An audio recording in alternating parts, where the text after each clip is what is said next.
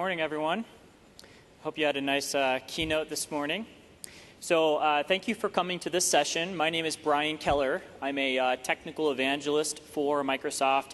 I have been with Microsoft for about 11 years and have worked in the Visual Studio team for the majority of that time. Today's session, we're going to be looking at a couple of my favorite technologies that are part of the Visual Studio family, and that includes Microsoft Test Manager and Lab Management. I just want to get a quick feel for the room. How many people already use Microsoft Test Manager today? Okay, great. And how many people have used Lab Management? Usually far fewer. Okay, wow, outstanding. So that's great. So I just want to set some basic expectations for the room, just to give you an opportunity to go to another session if you would like to. Of course, I would love for you to stick around, but I do just want to make sure that you understand what this topic is really targeted at. There are a few different audiences that I have in mind when I put together this type of session. The first is if any of you are manual testers, meaning that you wake up every day and you run through a set of tests to try to simulate what the user is doing, try to find bugs in a manual fashion, then I'll have a lot of content in here for you that will explain what Microsoft Test Manager is. It was really built for you, and I'll try to give you some of my best practices and tips along the way for those of you who are already using Microsoft Test Manager. Another audience is if you are a developer and you want to start working with functional UI tests. We have a nice workflow for going from manual tests from people that might be using Microsoft Test Manager directly over into coded UI tests. I'm not going to go deep into coded UI tests in this session. There are several recordings I've done in the past where I do go deeper into coded UI tests, but I will just give you a flavor for what you can do.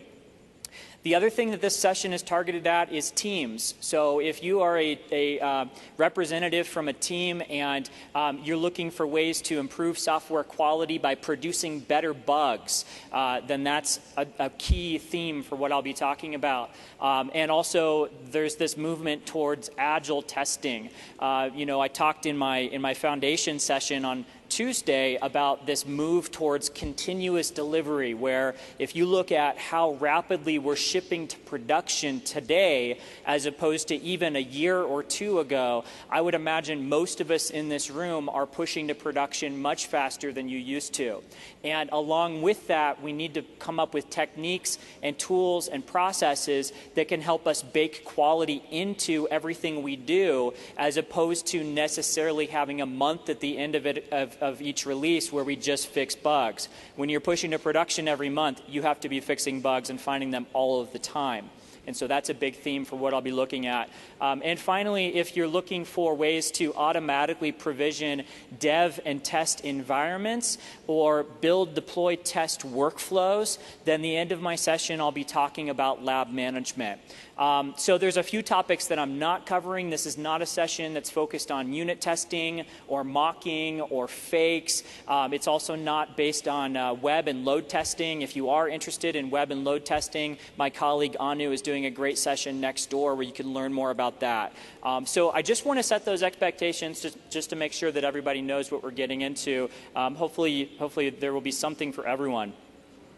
So I also package up all of my content as virtual machines, so everything that you see me do today, you can go to this URL up here. You can download a set of virtual machines that contains Team Foundation Server, Visual Studio, Microsoft Test Manager. It also has lots of sample data, users, and the reason I do this is just to make it really easy for you to go back home and put your hands on the product and see how it can be used in a real-world environment.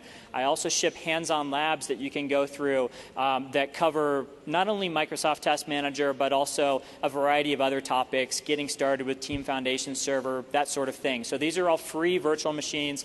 I see some people taking screenshots, so I'll give you just a second to get the URL down. And my slides will be available at the end on Channel 9 for folks that don't get a chance to write down everything. And I've written a couple of books, co-authored a couple of books, I should say. These are available in the bookstore. The one on the left has an entire section on what we're covering today, software testing. The one on the right is really focused on what you should be thinking about as a Team Foundation Server administrator. So I'm not trying to push my books on you, but a lot of people ask for more resources, so I wanted to make you aware of those. So let's talk about software testing. I like to start by looking at a few examples just to remind ourselves why quality matters. This is what the U.S. Navy called a smart ship back in the early 90s. This was one of the first ships of its kind where they were going back and updating the older fleets by putting modern-day computers on board. Sounds like a great idea, right? Unfortunately, they didn't quite test for everything because when they went out at sea and a crew member entered a 0 in one of the text boxes, it caused a divide by 0 and shut down the entire system for 3 hours. So luckily this was at peacetime, but you can imagine you really don't want to be the seaman who entered this number and have to explain why the whole ship is dead in the water. You especially don't want to be the person that was responsible for testing this. Here's another one I like to pick on Europe when I'm in town, and this is the Ariane 5. You might be familiar. They actually reused a lot of code from the Ariane 4. Usually, when something goes well, it's a good idea to reuse code. Unfortunately, in this case, the Ariane 5 took a different flight path, and they didn't take that into account for the code that they reused. So unfortunately, that caused a divide overflow, and this was about a $500 million mistake. So, luckily nobody was hurt. If you like these types of examples, there's a presentation from OSCON a few years ago called An Illustrated History of Failure. And the presenter goes through and he attempts to quantify the value of a human life. So he takes the average number of working years that you have, takes the population, divides that into the GDP, and every one of us on average is worth something around 2 million euros. But he makes the argument that for the first time in history, due to the magic of software, with one line of code, you can actually erase all of the value that you bring to this world and those of hundreds of your peers. So software quality is important, and part of my job is to make sure that none of us show up in a future illustrated history of failure example. Finally, if anyone's been to Stockholm, this is my favorite example to talk about. This is my favorite museum in the world right now. It's called the Vasa Museum. This is a boat that was built, I believe it was the 1700s, and it was really meant to be kind of the flagship of the Swedish Navy. The problem was that the king came along and said that he really wanted to add an extra row of cannons to the top deck up here. Unfortunately, they didn't take into account that they would need additional ballast down below. So they did not revisit the spec and understand the impact that this change would have. And as a result, it actually sank less than 1 nautical miles outside of port. So not revisiting the requirements was the first mistake, but it turns out that, guess what? QA actually knew about this problem. They had a team of sailors stand on the top of the deck and run back and forth 3 times. And the person running the test said, we need to stop this test. If we keep doing this, we're going to sink this ship. And guess what? QA was ignored. So, we think we have these new problems in this day and age of computers, but really these problems have been around for a long time. The good news is that Sweden got a museum out of it. So if you're ever in town, I highly recommend it. Of course, I work at Microsoft, so we should look at some of our mistakes. We're the world's largest software developer last time I checked. This is a product I worked on. I'm not sure how you would go about closing that exactly. Here's another one. This file is still copying.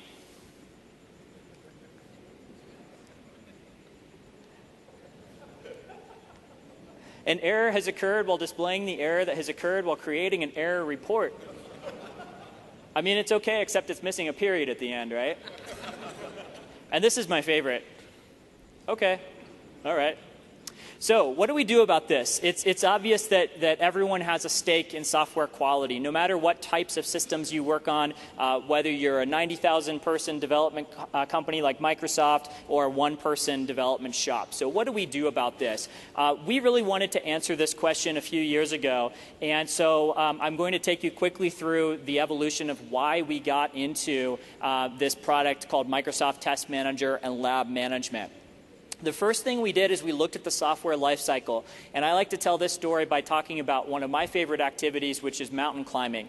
When I live in Seattle, I do live in Seattle, and when I'm in Seattle and it's rainy for about 14 months out of the year, I spend a lot of the time actually in the gym, training. The cost of failure if something goes wrong in the gym is quite low. Maybe I hurt my finger, I'm out of the gym for a week, no big deal, right? But by the time I actually get out onto an actual climb, the cost of failure can be quite high at that point. Here I am on my first glacier climb. You can see several hundred meters in either direction would lead to certain death. And right behind us, this is a hailstorm that was getting ready to hit us about 20 minutes after this photo was taken. And when you're in that situation, you want to be really sure that you've tested yourself and your gear and your team and your escape plan and so on. Software is the same way, right? And so for years, Visual Studio has been and will continue to give developers the tools that they need to help catch those bugs. Hopefully, as soon as you introduce a line of code change, you have unit tests that run in the background and that kind of thing. But that's not going to catch everything. And so we really wanted to make sure that we could give testers a great set of tools to help them be productive as well. So we said, well, what does that mean to give testers a great set of tools? And we looked at the landscape of testers on the market. And at the far left end of the spectrum, you have people that wake up every day and run manual tests, and they simulate what a user might be doing. And at the right end of the spectrum, you have people that are writing code that tests other code. Maybe those are unit tests or web tests and so on. And what we found is that about 70% of the testing is actually on the left end of the spectrum. And you might think, well, how could that be? We're software developers. We write code to automate things for a reason. But if you look at manual testing serves a very important purpose. Number one, you don't always want to invest in automated tests right away, because chances are you are going to want to rapidly evolve the application, and you're going to find yourself spending more time fixing broken tests than actually finding bugs that those tests discovered. The other thing that's great about manual testing is that a human is hopefully always going to be smarter than a computer, and so a human can look at a computer and say, hey, this is broken. Even though I know that this test case is passing, I also see that this logo is upside down and backwards or something like that. So we think that manual testing is always going to be around, and probably in the majority. But the problem is that most of the testing tools out there actually target the right end of the spectrum. How many different unit testing frameworks do we need? I mean, there's just a lot of different test automation tools out there. And so Microsoft really felt like we can serve the need here by coming out with a first-class set of tools for manual testers. Finally, this is a problem I think all of us can relate to, which is what happens when a bug is found by a tester. They take it to the developer, and the developer looks at them sideways and says, works on my machine. That happens all the time, right? I'm sure we've probably all even been on both sides of that equation. I know I have. The reality is that the tester probably did find a bug, and it probably does work on the developer's machine. But there's oftentimes something different about the way that the test is being run by the tester than the developer. Maybe it's a different machine configuration, a different set of sample data. Maybe the interpretation of the test case by the tester is different than when the developer read and implemented the requirement. And that's all fine and good, and we can have that conversation to resolve that, but we don't always have time for that conversation. And what that means is you have bugs that go unfixed, and you know that your customers are going to find them.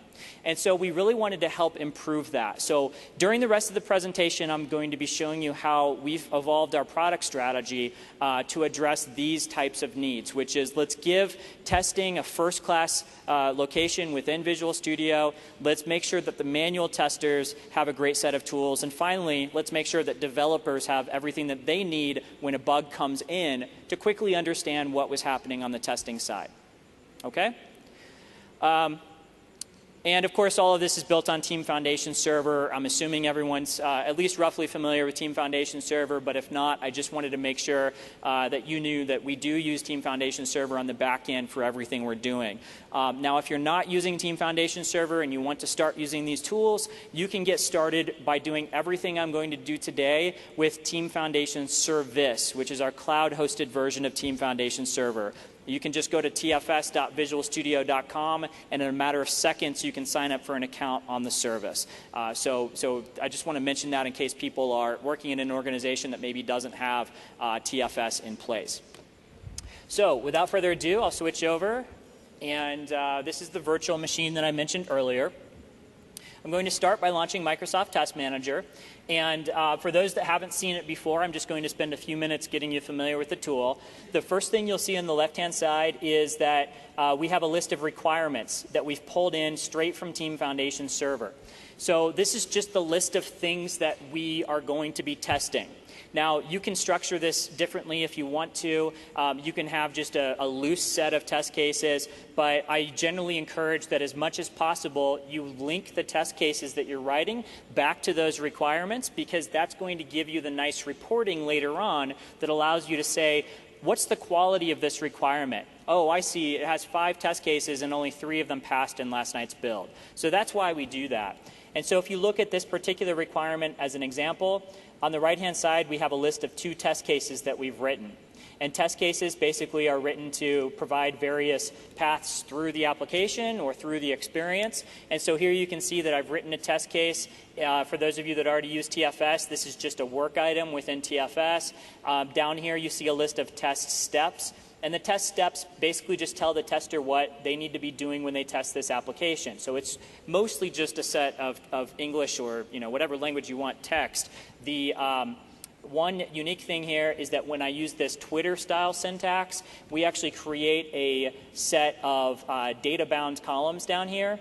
And so instead of writing this test case once for Spanish addresses and once for English addresses, I could write it once and then use different data values to actually data drive that test. And so what that means is when I come back over to my test tab, the test tab is what shows the tester on a daily basis what they need to be running.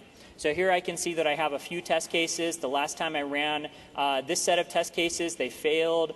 These passed. You can say that some tests are blocked if you need to. Like if you knew that a test was going to fail because you needed to have another prerequisite test, like setting up a user account, then you could just block it in here, and that tells the rest of the team, don't waste your time on that particular test case. You may notice that, that this test case is actually listed twice. In fact, both of these are listed twice. The reason for that is that we've defined multiple test configurations. And so oftentimes you'll want to run your test cases once on IE and once on Chrome, or once on Windows Server and once on Windows Client. And that's just the way that you can represent the same test case against multiple configurations. So we'll take one of these test cases and I'll just run it. And this is going to switch over to what's called Microsoft Test Runner. Test Runner is responsible for a few functions, the first of which is just telling the tester the list of steps that they need to run. So it's not unlike what a lot of test teams do, which is they have a list of Excel test steps or test steps in Microsoft Word. But what's really unique about Test Runner is that when I click Start, it's capturing rich data in the background about everything that I'm doing. Now, what do I mean by that? Well, we talked about this problem of a tester going to a developer and finding this bug, and the developer saying, well, gosh, it works on my machine. What's different about what you did? And Microsoft Test Manager will actually inspect the system that you're running on, and it will try to capture rich diagnostics about everything that's happening on that machine or any other machine within your test environment.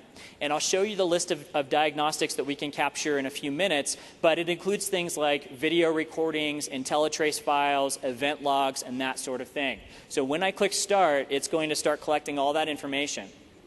The other nice thing about Test Runner is that it can make a tester's life easier by starting to allow them to fast forward through these manual test cases. So this is not yet full automation. It doesn't replace the tester, but if I already ran this test case once, it makes it easy for me to select that set of test steps and click on play, and it's going to go back and play back that set of test steps. It looks like it's just warming up my application here, and there we go.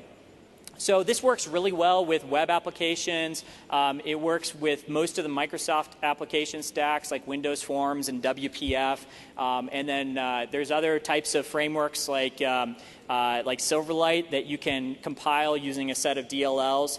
There's a help topic in the MSDN library that goes into more detail on the exact applications that are supported for this type of test automation. But again, my advice is just to try it with your application type. You might find that you can fast forward through most of the steps, and then occasionally you might have a custom control from a third-party vendor that the tester might have to manually work through themselves. But anyway, I fast-forwarded through the first few steps. The test case is telling me to verify that this value is set equal to 1, which it is. I'll pass that, and now just for fun, I'll just hit play and finish off that particular test case. At this point, if I wanted to, in that iteration, I could move to the next iteration, and what this does is it actually queues up the next row of values in that test parameters column. So now you see that it's giving me a different value to enter into the quantity box. Okay? Pretty straightforward, nothing fancy about anything we've done so far, but these are the types of experiences that we want to use to make a tester's life easier, and so that when they do find a bug, we can give you some rich data.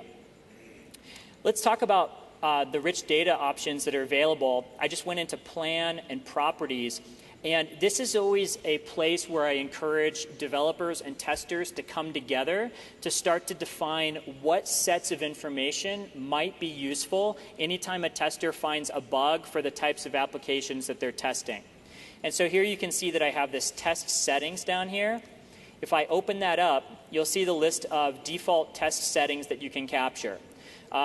A couple of these are self-explanatory. The action log just says every time you click on a control, if we can tell what that control is, we're going to capture that in a file somewhere. And what I mean by that is that if you click on a text box, we're going to grab the name of that text box control and we're going to put that in a log somewhere. Code coverage, so this allows you to go back later on and compare this against the list of or not the list, but the methods which are within your .NET application to see how your test plan is actually exercising your code base. System information, that's one that I recommend always turning on. It's just going to capture basic things like operating system, service pack level, RAM, hard drive space, that kind of thing. Video recording is, as the name implies, it's going to capture video recordings of everything the tester is doing. And you can see why that might be useful if a test fails, but I always like to point out that you can also turn this on even if a test case passes. Now, why might you do that? A couple of reasons. Several of my customers like using this for creating ad hoc documentation. So if you're a product owner and you want to see the way that a feature works in last night's build, one way to do that is to go install the build and spin up a machine and go try that feature. But if you have a set of testers who are already testing those features and you're capturing video recording, you can just connect to that test run and open up that video recording and get an idea for how that particular feature is working. That's number one. Number two is if you are outsourcing your testing efforts, this is a really nice way to ensure that you're getting what you pay for. So you can turn this on and you can periodically go back and check to make sure that the testers who are running your test cases are running the test cases the way that you've instructed them to do so. Now, as you can imagine, for those of you that might be TFS administrators, the amount of data that some of these collectors start to take up can be quite consuming within Team Foundation Server. Video recordings is one. There's about a meg per minute of data that gets captured within there. The biggest culprit is probably IntelliTrace events. Those can be multiple gigs easily. And so I have two strategies to recommend for dealing with that. Number one, we've published what's called the Test Attachments Power Tool, Test Attachments Cleaner Power Tool. It ships as part of the Team Foundation Server Power Tools. What that Power Tool allows you to do is run against your TFS server and say, allow me to clean up all of the, IntelliTrace files and video recordings from last iteration. And it will go clean up your TFS server. The other thing that I recommend is you can actually have multiple test settings that the testers use when they run their test runs. And so in this example, I actually have a lightweight diagnostics test setting. So if I come down to here, you'll see that I have this lightweight diagnostics and full diagnostics. And what that allows me to do when I'm a tester is run with options. and specify a different test setting when I run this. And so you might decide that 90% of the time you want to run with the lightweight test settings enabled, but then if a developer says, you know, I really don't have enough data to understand what's going on, they might ask the tester to rerun the test case and capture an IntelliTrace file or something that's a more detailed set of information. And so that's one way that you can do that. And when they do that, they can go back and attach those additional files to the same bug when they're filing a bug. One more thing that I'll show you in the test settings is the event log. Event log allows you to scope based on the types of events, as you might expect. And you can specify different test settings configurations for different machines within your test environment. In my demo, I only have a single machine up here, but in a real-world example, you'll probably have a web browser that the tester is using, maybe a back-end web server, another machine might be a database server, and you might decide on the web client, let's get a video recording. On the SQL server, let's get an event log in case we have any security audits to look at. On the web server, let's get an IntelliTrace file, and you can even define your own custom collectors as well. So in the MSDN library, there's a help topic that says how to write your own custom collectors. So maybe your application tends to spit log data out to some file somewhere. Instead of relying on the tester to manually grab that file every time they file a bug, just have the test collector automatically go fetch that file anytime they find a bug. Those are the types of things that are going to make it much easier for developers when you get those bugs and you're trying to figure out what in the heck is going on over there. Now, that's one way that we can make testers more productive by giving them a great set of tools. And hopefully as developers, you're seeing ways that you might benefit from this as well. There's another problem that we wanted to solve with Microsoft Test Manager, and this is especially prevalent in agile teams that are practicing continuous integration and continuous delivery. The problem comes about that if you're building multiple times per day, or even once every day, as a test team, you may not always want to pick up every single build to test with. And so oftentimes testers get in the habit of going to talk to the developers and say, hey, is that requirement that I was waiting for ready? Is that bug that I filed fixed so that I can make sure that it no longer reproduces? And, you know, that's fine if the testers and the developers want to talk to each other, but we felt like we could make this easier by just using the information that's already available within Team Foundation Server. So if I go to the Track tab and I choose Assign Build, you'll see that at the top here, I have a current build that's in use, this 318.3, and I also see that there's a new build available, 318.4.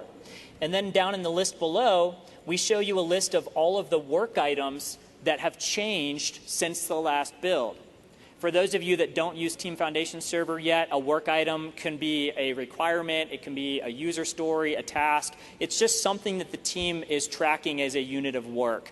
And so in this case, as a tester, I'm looking at this and saying, okay, someone wrote a regular expression. That's great, but that doesn't necessarily have any bearing on my test plan. So this build is probably not worth my time. If I look at the next build that came out, this 318.5, now all of a sudden this gets to be a little bit more interesting. So now I see that there's a user story that's resolved, and maybe I have a new set of tests that I'm ready to run against that user story. So this build looks like it's interesting, but then I wait a few minutes later, there's a new build, and so you can see that this just keeps growing on itself. And so now we also have this bug that's been fixed, or the developer saying it's fixed, but on my team I always want to make sure that the tester verifies that it's fixed. So I'm going to pick up this build, and this is going to give me a set of new things that I can go test. But there's another part of this question, which is, all right, you know, I have a set of new things I can test, but over the last week, I maybe ran 300 test cases. And let's say that 250 of them passed, and I filed a bunch of bugs, but I'm picking up a new build. So how do I figure out which test cases I need to go rerun as a result of some code that maybe has changed and is breaking some existing functionality? That's where we introduced a capability called Test Impact Analysis to help you answer that question. Test Impact Analysis is available for your .NET code, and what it does is it runs in the background while you're running your test cases. And so when I run test case number 41, it says we invoked these 3 DLLs, and on this DLL, we had to call these 5 methods. And then a developer goes back and changes one of these methods, and they check it in, and then you pick up that build. We'll tell the test team, you might want to go back and rerun test case 41 because it depends on some code that was changed. It doesn't mean 41 is going to fail. It also, this is important, does not mean that the rest of the test cases which are not impacted are always going to work moving forward, because there could be other changes that we don't detect, changes to environment data, changes to native code. But it does tell you as a tester, if you have 30 minutes before your lunch break and you just picked up this new build, what are the test cases that we think you should rerun that are going to give you the highest probability of letting the development team know that they just broke something? And so when I pick up this build, it's going to say there's some new tests that you might want to run as a result of test impact analysis data.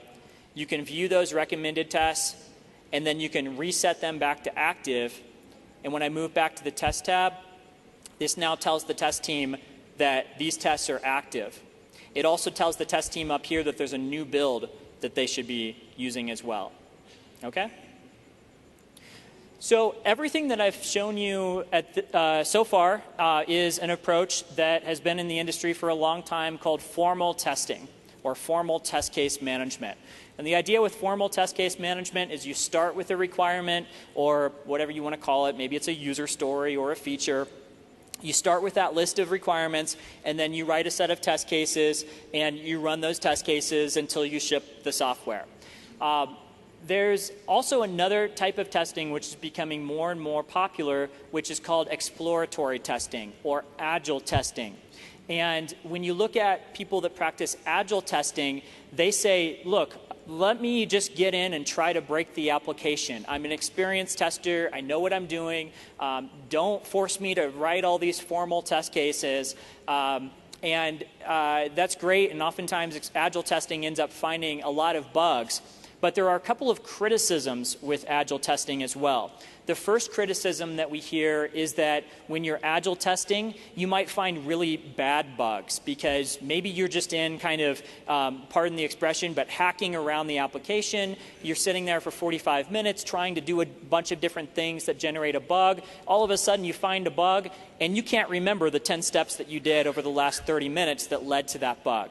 That's one criticism.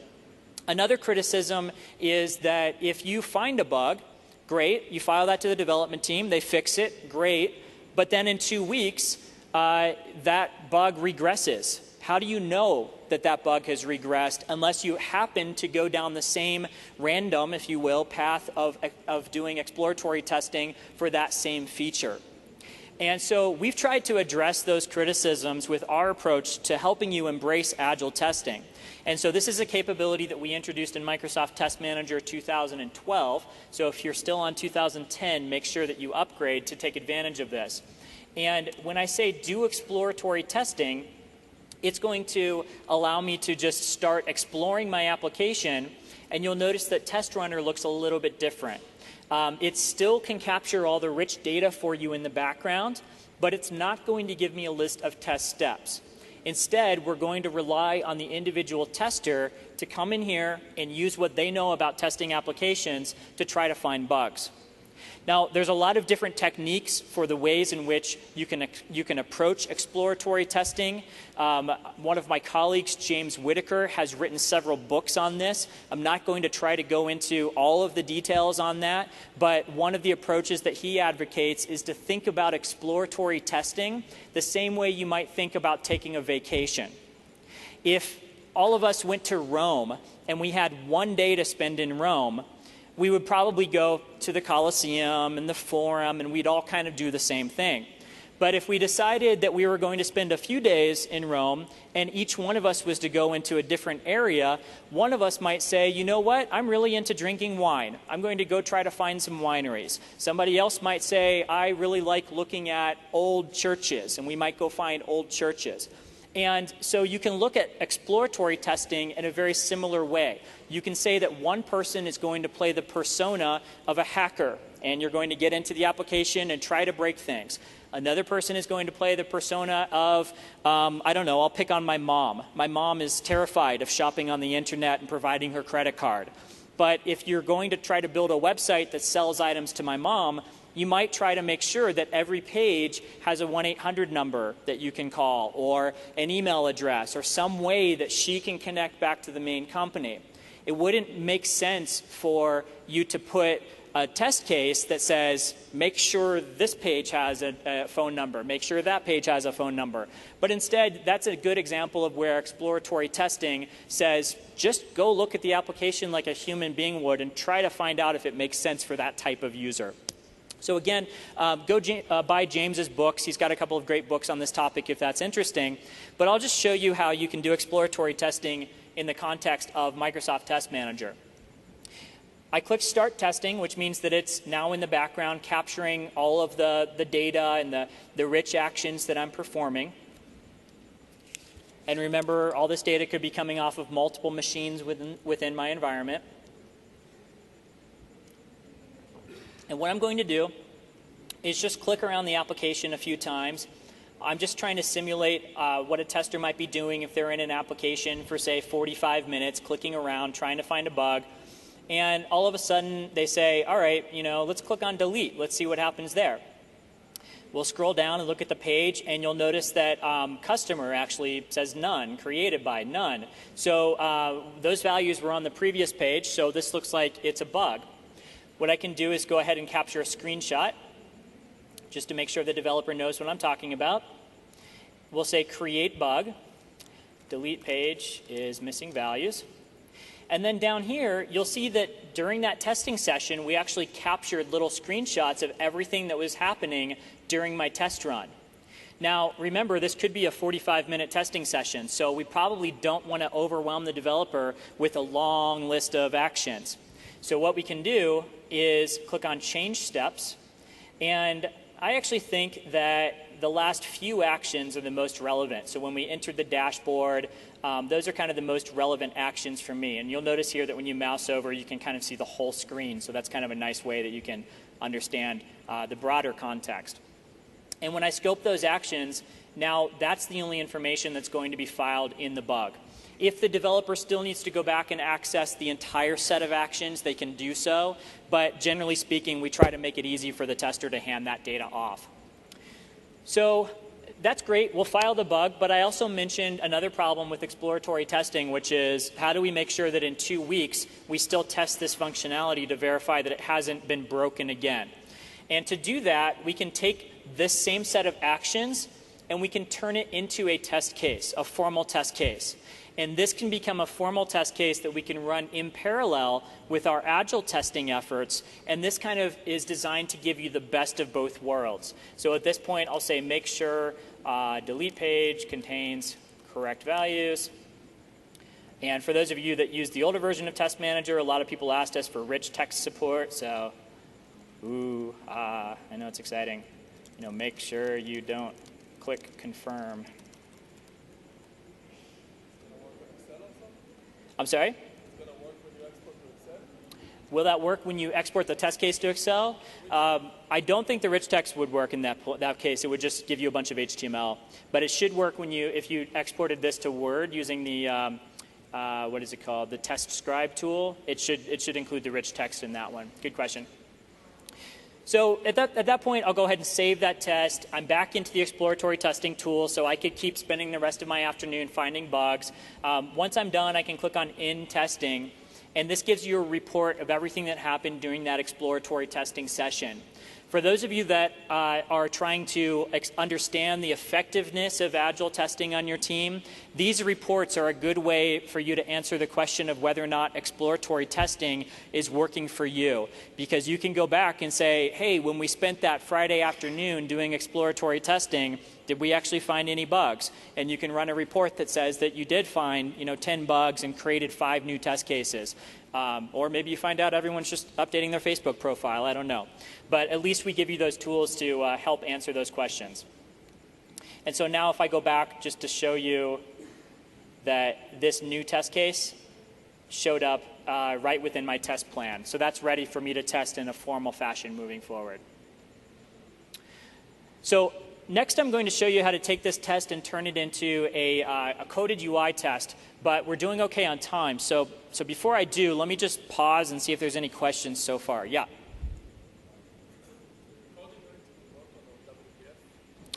Is the recording that I'm using going to work on a WPF application? And yes, it will. The only caveat there is that if you have third-party controls from control vendors, DevExpress, Infragistics, and so on, you should check with them to see if they have done the work to support the test automation requirements that we have. Most of those control vendors we've worked with, they do have support for a lot of them. And the idea is that you just take an extra DLL from them, you compile that as part of your application, and that gives us the accessibility data that we need. So yes, most of the time WPF works just fine. Yeah. Does Test Manager only comes with Visual Studio Ultimate? Good question. Does Test Manager only come with Visual Studio Ultimate? There's actually 3 ways to get Test Manager. There's Test Professional, there's Visual Studio Premium, and Visual Studio Ultimate. Test Professional is the least expensive. That's really designed for people that are doing testing, kind of all day. But Visual Studio Premium now includes Test Professional. So if you are somebody who's a developer by day and a tester by night, that's a good SKU for you to look at. And then Visual Studio Ultimate layers on more capabilities. Like if you're getting IntelliTrace files out of your test runs, Visual Studio Ultimate's the only way to debug those. So that's a really nice SKU to have, at least for a couple of people on your team. Yeah.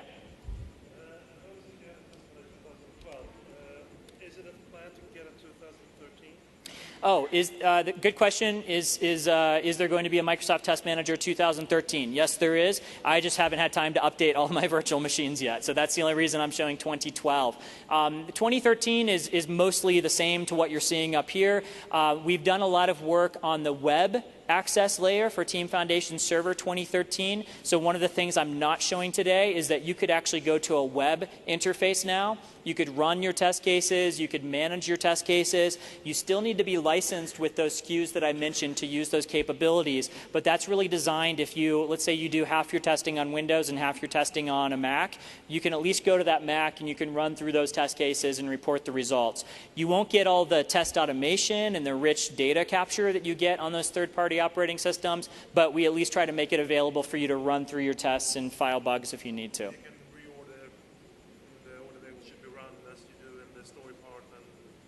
The question is, can you reorder the order in which test cases can be run? It should be. I don't know if we've specifically implemented ordering in the web access yet. I'd have to check. But the idea is that all of that test case management functionality from the plan tab and the test tab should be available over in the web interface as well. Yeah. Yeah. What are the operating system environment for the testing center client? Does it work, for example, on Windows XP? Or? Good question. Does Microsoft Test Manager work on Windows XP? I know that Microsoft Test Manager 2012 and 2013 do not, but you should be able to use Microsoft Test Manager 2010 on Windows XP. So if you have kind of a mixed environment, some people are running XP, some are running newer operating systems, you can install both versions. When you buy the newest version, we always give you downgrade rights to install the older versions as well. Yeah, good question. Yeah.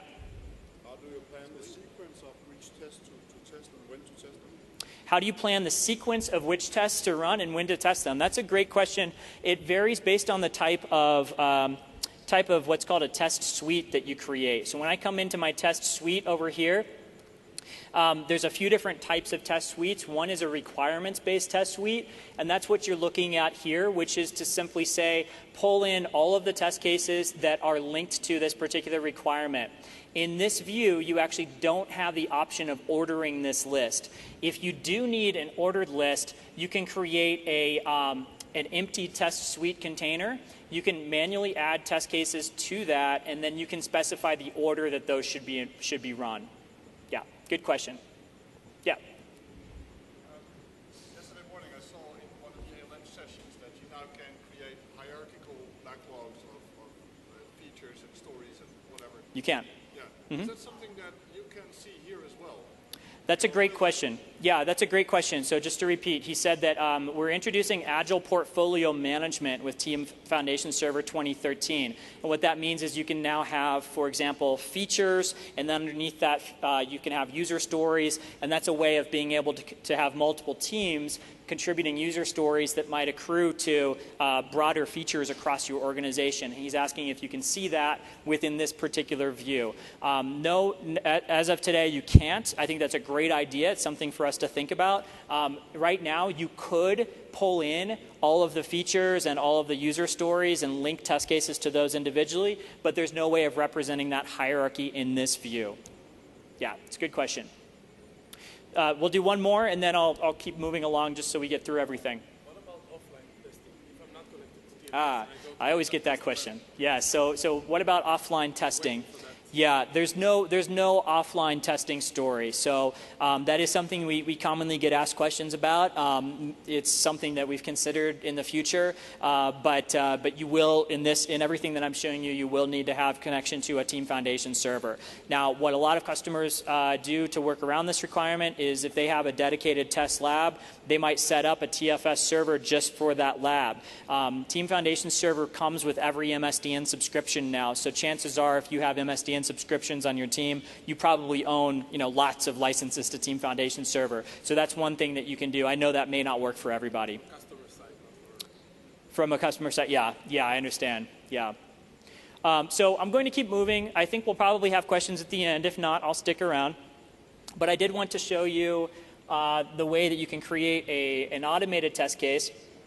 So this is just Visual Studio 2012 again, but you could use 2010 and do the same thing that I'm doing.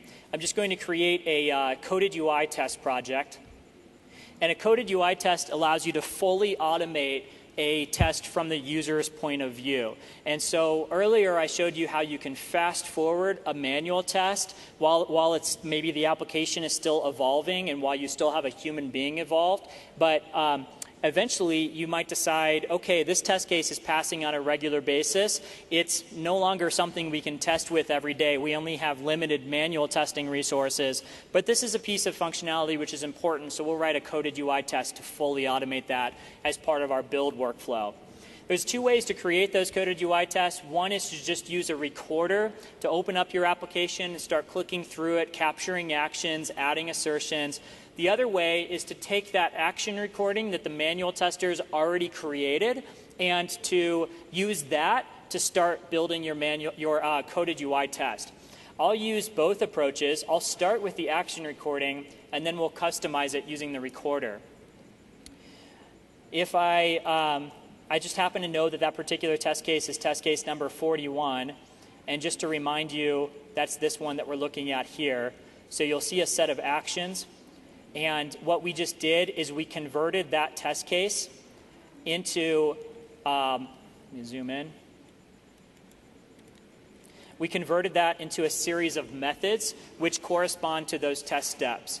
Now there is a trick to getting this to work right, and that is when your testers are running the test case and capturing an action recording, you need to tell them that they should be clicking on each test step as they go and passing that test step. What I mean by that is when it says open this web application, they do that action, they click on that step 1 passed. Click on this button, they do that, and they click on step 2 passed. That's the only way that we get the correlation between the actions the tester is doing and the code that we need to generate. And that's obviously going to give you much easier code to maintain moving forward. So for example, when I go to definition on this guy, you'll notice that all it does is open the web application. And that way, if we need to easily change that later on and override the URL, it's easy to do that. The other thing you'll notice that I got automatically when I did this is that we data bound this to the data source, which represents the set of test parameter data. And just to remind you what I'm talking about there, what that means is this new quantity field is actually data bound so that this is nice later on if a tester needs to go back and add an extra row of data. to the test data that you're running, it makes it easy for them to do that without having to know how to actually write the test case using code. So it's something that any manual tester can do. And here you can see that we're using that new quantity column as part of the test step which requires it. Now, there's one thing I still need to do to make this a good coded UI test. If I ran this test, the only thing it would do is click through the application and then tell me when it was done. It's not actually replacing the tester who needs to look at the application and say, does this look right? In order to do that, I need to add an additional step, which is some validation logic. And so I'll just place my cursor at the same point where I ask the tester to verify that application. And we'll say generate code using the coded UI test builder. You'll notice the builder down here in the lower right-hand corner. I'll just open up my application and put it at the point where we need to validate this. And so this is a really simple one. We're just going to validate that that particular control is equal to 1. And notice when I drag and drop, there's a huge range of controls. I can even validate the start button if I really want to. But we're just looking at the document object model for the browser right now, and we're inspecting that. And we're going to return a set of name-value pairs for all of the properties that IE already knows about this particular layout. I could add multiple assertions if I wanted to. I'm just going to add a single one right now. There's another best practice I recommend, which is you see this message box. If this assertion fails and you don't put anything in this text box, then the failure is going to say something like, control text box 1 is not equal to 1. And that can become really frustrating when you're a tester the next morning saying, hey, this test failed.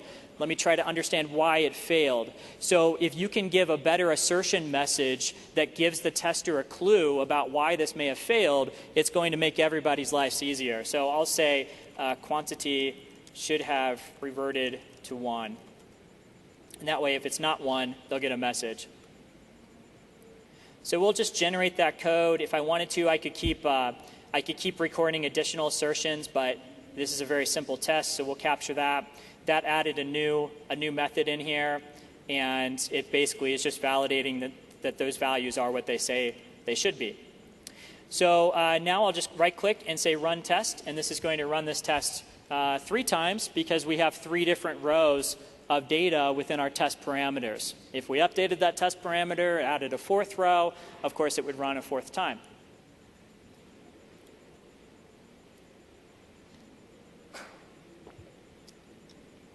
So you'll notice that I recorded my test using Internet Explorer, and it's playing back by default in Internet Explorer. But we added the ability in Visual Studio 2012, I think it was update 1. It may have been update 2. I can't remember. Just get update 3, actually. That's the newest one. We just shipped it today. But when you have those updates, you'll be able to actually take your tests. You can record them in Internet Explorer, and then you can play them back in any browser that's supported by Selenium. So Selenium is a great open source testing framework. And what we do is we actually layer on top of Selenium so that you can change the default browser that you're using, or you can change it with each successive test run to say, play this test back in Firefox, play it back in Chrome. And so because we actually run these tests and do all of the inspections at the DOM layer, there's a good chance that you might find something works well in IE but not in Chrome, or vice versa. So it's a nice way for you to be able to run those tests. And of course, you can use multiple versions of IE as well. But of course, if you do that, you'll need to set up different machines because you'll need to have, you can only have one version of IE per machine. So that's a very basic coded UI test. Like I say, I've done other sessions in the past on coded UI tests. So if you want to go deeper into those tests, you can certainly look for those sessions on Channel 9. The next thing I wanted to talk about is how you can set up build, deploy, test workflows automatically with Team Foundation Server. And basically, the idea with the build, deploy, test workflow is that you can kick off a build. You can then automatically take that build and push it out to an environment or multiple environments. So you might have multiple environments to simulate different configurations of software that your customer might be running. And then you can deploy your code out to that environment, which might mean running a web deployment script against the web server and a database deployment script against the database. And then you can run all of your automated tests against that environment. You can use your manual tests for that environment as well. And then if you find any bugs, you could, if you're using a virtual environment, you could snapshot that entire environment. And that way, when you create a bug, you can provide a pointer directly to that snapshot so that when the developer opens it up, they don't have to say, well, it works on my machine, because you can actually show them an environment where it's broken and it's reproducing the bug. This is just a basic architecture diagram showing you how you would set this up. And I'm not going to spend a lot of time on this, but basically the test controller is responsible for orchestrating the tests across the entire workflow. We use Team Build, which is our automated build server within Team Foundation server, to automate everything else, such as the deployment into each one of these environments. And we have multiple environment types I'll talk about in a minute. If you use SCVMM, SCVMM is from the System Center family, and it allows you to manage a set of virtual machines across physical hardware. And so SCVMM gives you a great experience when you use it with lab management, because you can automatically provision VMs. You can say, give me a web server and a database server. It should have this much RAM. And then a few minutes later, you've got those machines running. And then you can clean up the environment once you're done and go back to kind of a clean snapshot state. SCVMM is not for everyone, however. So we introduced a new type of environment in 2012 for people that want to get started with lab management, but you may not have all of the expertise or the hardware available to set up your own SCVMM environment. And so this new environment type is called a standard environment. And quite simply, any Windows machine that you have administrative credentials for can become a machine that participates as a standard environment for you. So a very common scenario I see a lot of people doing is they say, you know, I'm a SharePoint developer. I develop on Windows 8, and occasionally I need to deploy my code into a SharePoint machine and make sure that everything works correctly. Well, how do you do that on Windows 8? It can be kind of tricky to do that, but maybe you have a spare dev machine under your box, or maybe you have an MSDN subscription, and so you can spin up an IaaS machine in the cloud, and you want that machine to be just a machine you can push to multiple times per day, run your tests, and make sure everything looks good. That's a great example of where you can use a standard environment to get started with lab management. You'll still have to manage all the snapshots yourself. If you need to do network fencing, that's a capability that's only in SCVMM environments. But for most people I talk to, standard environments provide a lot of value, and you can get started in just a few minutes with a standard environment. I'm going to show you just a very quick demonstration of what a standard environment looks like. For this demonstration, I'm actually using the same set of virtual machines. There's a hands-on lab I've written, so you can go back and set up this environment for yourself if you want to. But here you can see that I have two VMs running. This is the one I've been using all day, and then this one is a guest VM. It happens to be another virtual machine running on Hyper-V, but this could just as easily be a machine running in IaaS. It could be a physical machine. It could be a machine on someone else's box using VirtualBox. For this point, it really doesn't matter as long as you have network access and admin credentials to it. And in order for me to set up that environment, what I needed to do, I'll just switch to my other project here.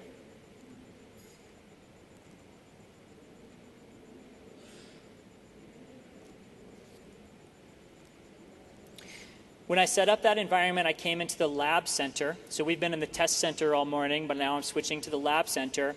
And I set up this environment by just clicking on New. I'm not going to set up a new one from scratch, but I'll show you the things I needed to specify.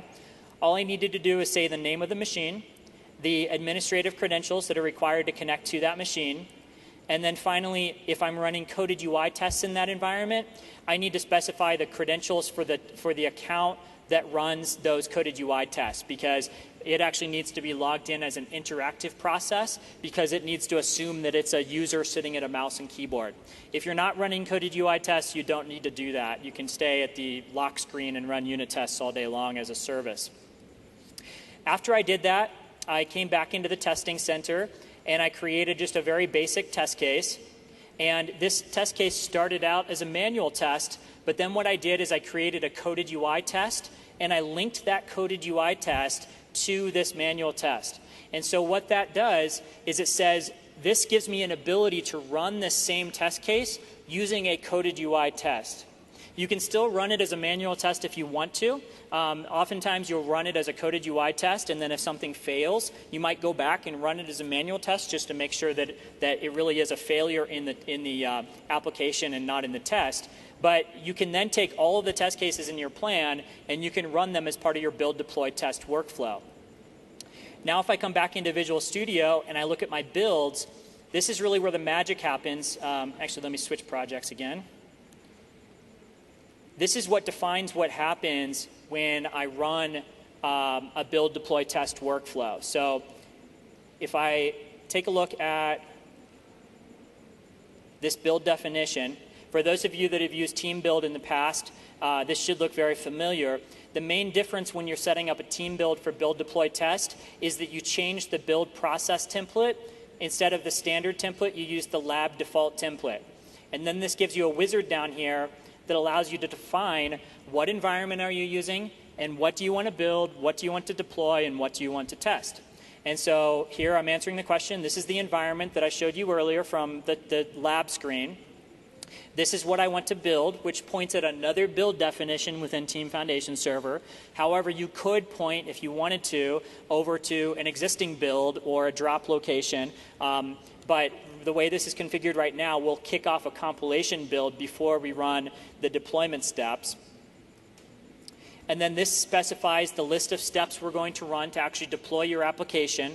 There's no magic here, so if you run a batch file to deploy your application, you should probably think about just reusing that batch file here. What is different is that you can actually run this different commands on different machines. So if I had a web server and a SQL server, I might want to run a web deploy on the web server and run a SQL script on the other server. The nice thing about this is that anything you do here is going to automatically be reported back into your build report. So if there was a problem deploying the build, you would see that problem in your lab management build workflow so you could troubleshoot it later on. And then finally, what do you want to test? And so this just points over at the test plan I just showed you, which only has a single test case for now. And then it says run that using any tests that need to run in this particular environment configuration. So if my virtual machine is happy and warmed up, this should work. I should be able to just queue a new build. One of the things you can do with Team Build is you can override the parameters that you're using when you kick off any build. And so I'll just do this to save us a little bit of time, because what I'll do is instead of kicking off a new build definition or a new compilation, I'll just run the last successful build that I ran this morning. And that'll just save us a little bit of time. But now when I queue this build, it's going to kick off this build script. I can troubleshoot everything and see exactly what's happening. But what's probably most interesting for us to do is to come back and look at the remote machine, because in a few minutes it's going to try to run through my test case if my machine is still awake. Sometimes it goes to sleep during my demo, so fingers crossed. So while we're waiting for that to run, does anybody have any questions about lab management? Yeah.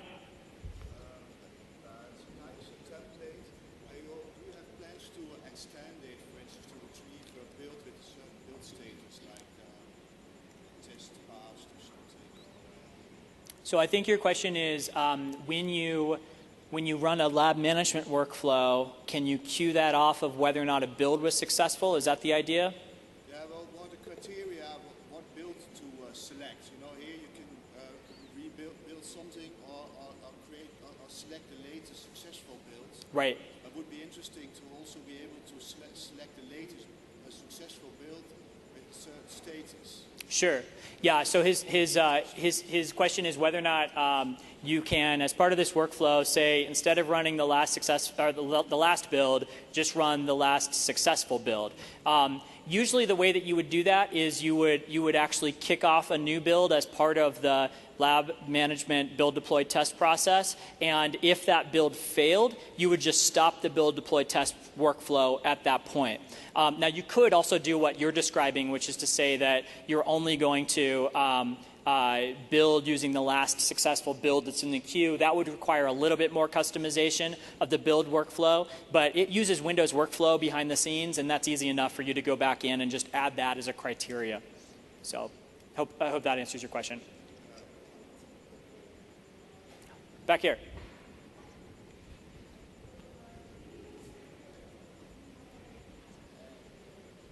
If you run the UI test, then the coordinates of the buttons and so on are recorded.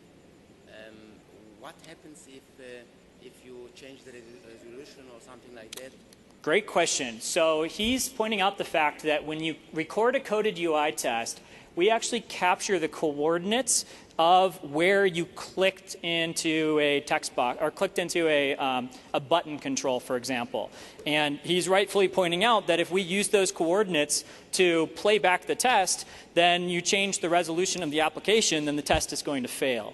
And he's right about that, but we actually don't use those coordinates to drive the test unless we absolutely have to. That's only the fallback. So this is something that I get into more detail in my longer coded UI testing talk, but just to give you the quick summary of that, when we capture the actions that you're recording for a coded UI test, we capture everything that Windows knows about the controls that you're working with. So if you're using an accessible control, and what I mean by that is something that implements all the accessibility hooks in Windows, or something like in the browser document object model when you're recording a web browser test, we actually know a lot about those controls. We know the position in the control hierarchy. We know the name of those controls. We know, the type of control that it is. And there's a long list of things that we'll go through to try to find that control before we use the XY coordinate. And so as long as you're using those types of controls, everything should work just fine. Now, if you click into a Flash application, Flash happens to be one of those applications that we don't support. We don't know the difference between different controls within Flash. However, if you record your tests in such a way so that you always guarantee that that Flash console is the same size, the controls are relative, the same position, then XY coordinates should work for you. There's a long list of rules that apply to how this works, so you can customize a lot of those rules if you want to, but most of the time it just works. There is another reason that we do capture the XY coordinates, and I'll show you an example of what that can be useful for.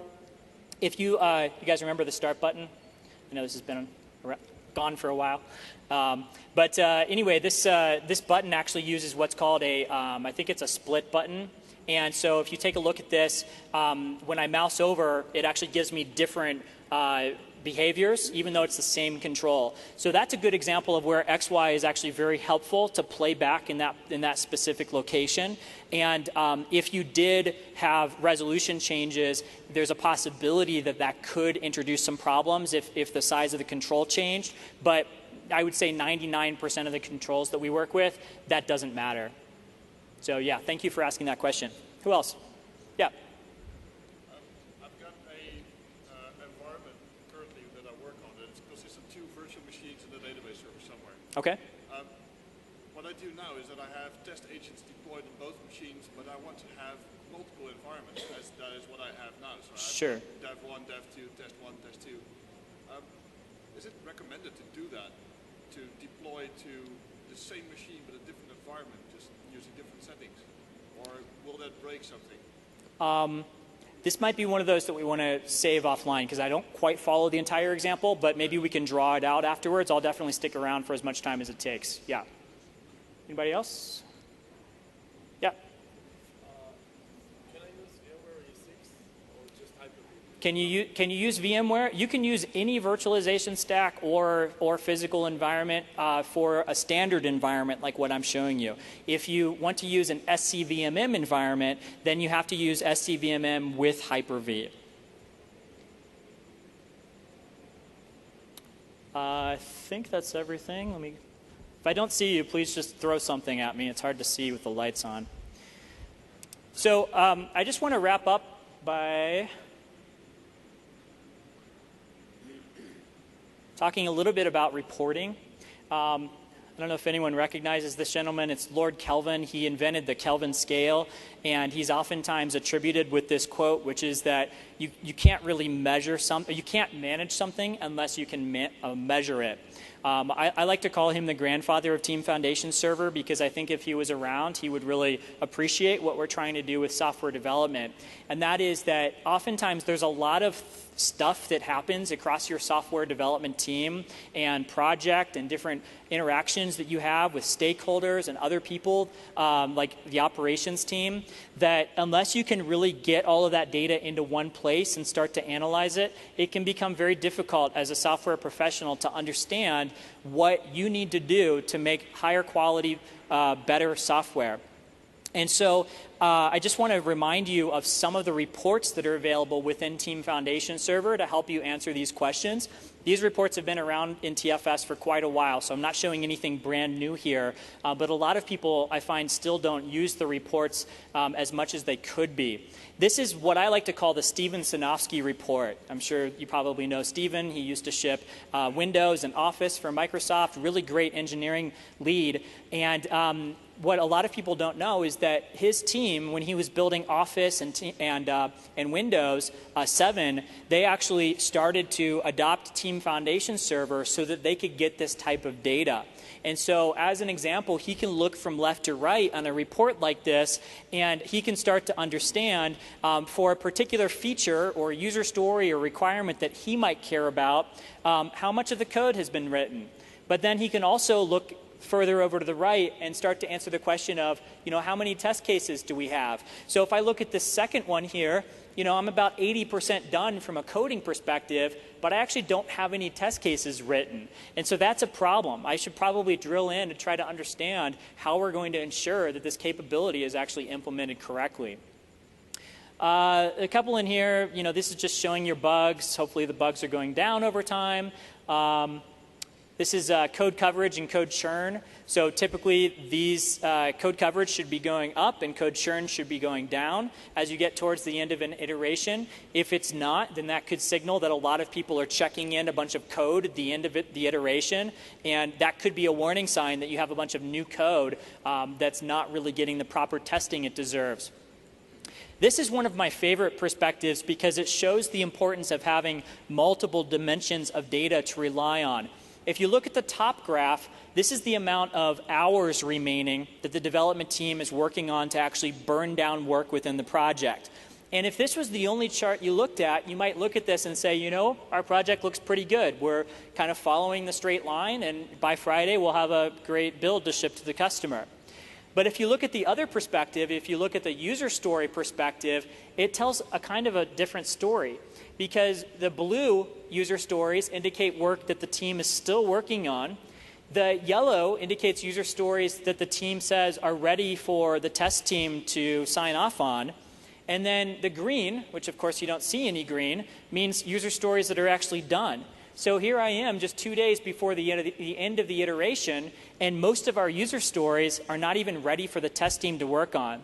And this is a good opportunity for me to say, okay, we need to focus on maybe getting 1 or 2 more user stories done and ready for testing, and maybe one of these other user stories we should postpone to the next iteration and make sure the customer knows it's just not ready yet. And these are some of the ways that we surface this information and help you make these decisions in real time, as opposed to trying to discover these things at the end of your iteration. So I won't go through all the reports. They're in my slide deck if you want to take a look at them. The one last thing I did want to leave you with was just how you can get started with Team Foundation Service. You see this URL in the lower right-hand corner where you can go sign up for an account. What we have announced is that the Team Foundation Service will be free for teams of up to 5 people, which is great. If you have bigger teams, and those team members have MSDN subscribers, then that's included as an MSDN benefit for those additional people. And then sometime in the future when we announce commercial pricing, you'll be able to decide whether or not you want to use the Team Foundation Service for those scenarios as well. But for the time being, it's still free for everyone. So we would love to get your feedback. We'd love to see you start using some of these capabilities. And everything that I showed you works with Team Foundation Service or on-premises Team Foundation Server. So I think I'm just about out of time, so I will wrap up, and thank you for coming.